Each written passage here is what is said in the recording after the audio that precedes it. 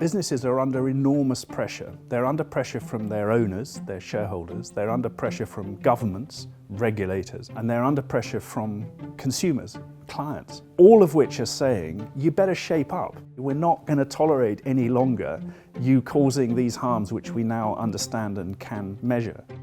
I'm Stephan Chambers from the London School of Economics.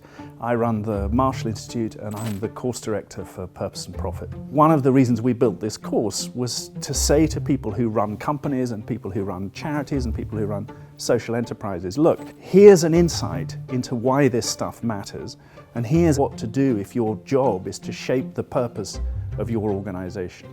There's always this trade-off between doing well and doing good. And I think we need to challenge that question. I think it is possible to do both at the same time.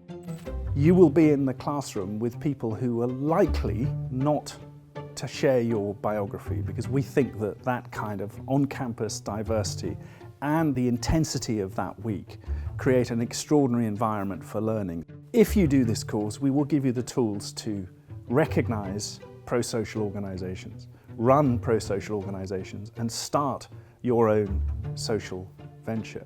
We have to start to understand the business of business as completely and intimately enmeshed in the benefits and the harms to society.